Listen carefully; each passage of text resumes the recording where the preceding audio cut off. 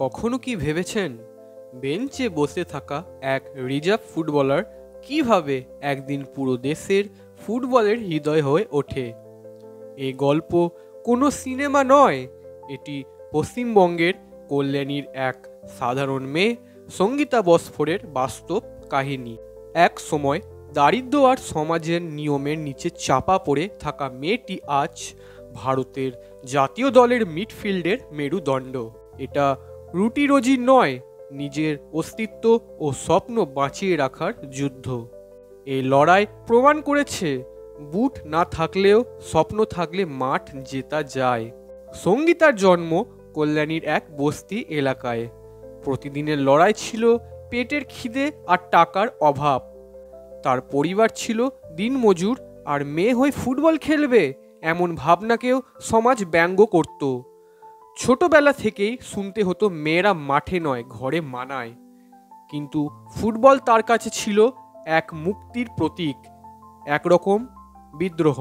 যেখানে অন্যরা বাঁচার জন্য কাজ করত, সেখানে সঙ্গীতা স্বপ্ন দেখার সাহস করেছিল। মাত্র 8 বছর বয়সে তিনি হারান তার বড় ভাইকে। মায়ের কান্না, বাবার নীরবতা আর এক ছোট মেয়ের চোখে পৃথিবী যেন থমকে যায়। কিন্তু সেই শোক থেকে জন্ম নেয় এক নতুন দায়িত্ববোধ। তিনি বুঝে ফেলেন জীবন অপেক্ষা করে না, তাকে নিজের জন্য নয়, পরিবার ও স্বপ্নের জন্যই লড়াই করতে হবে। সেদিন থেকেই সঙ্গীতার মাঠে নামার শুরু, এক যুদ্ধের শুরু। কাকার দেওয়া এক ফাটা ফুটবলই ছিল তার প্রথম অস্ত্র। জুতো ছিল না, পয়সা ছিল না, কিন্তু ছিল আগুন, মন থেকে জ্বলা আগুন। প্রতিদিন কয়েক কিলোমিটার হেঁটে ট্রায়ালে যেতেন, কারণ বাস ভাড়া তখন দেওয়ার টাকা ছিল না। কোচরা বলতেন, মেয়ে হয়ে এত কষ্ট কেন করছো? তবু তিনি হাল ছাড়েননি।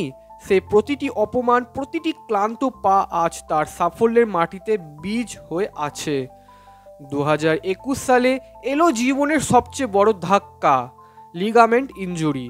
অপারেশন, মাসের পর মাস রিহ্যাব, একাকিত্ব আর অনিশ্চয়তা। যে মাঠে তিনি বাঁচতেন সেখানেই ফিরতে পারবে কিনা সন্দেহ ছিল, কিন্তু তিনি হাল ছাড়েননি। দিন রাত পরিশ্রম করে আগের থেকেও শক্তিশালী হয়ে ফিরে এলেন। এ লড়াই প্রমাণ করে ফুটবলাররা শুধু মাঠে নয়, জীবনের প্রতিটি কোণেও যোদ্ধা। আজ সঙ্গীতা বস্ফোর ভারতের নারী ফুটবল দলের এক অপরিহার্য মিডফিল্ডার। 2025 সালের জুলাই এএফসি উইমেন্স এশিয়ান কাপ কোয়ালিফায়ারে তিনি 2 গোল করে ভারতকে পরবর্তী রাউন্ডে তুলেছিলেন। এক ম্যাচে সেই ব্রেস শুধু দলকে নয়, বাংলার মেয়েদের ফুটবলেও নতুন আগুন জ্বালিয়ে দিয়েছিল। এখন তার ঝুলিতে 70টির বেশিও আন্তর্জাতিক ম্যাচ, আর তার পা আজ দেশের গর্বের প্রতীক। সঙ্গীতার এই যাত্রা শেখায় অদম্য ইচ্ছাশক্তি ও পরিশ্রম একত্র হলে অসম্ভব কিছুই নয়। কিন্তু প্রশ্ন রয়ে যায়, তাদের জন্য কি আমাদের সমাজ যথেষ্ট কিছু করেছে? নারী ফুটবলে এখনও সুযোগ, অর্থ আর কভারেজ কম।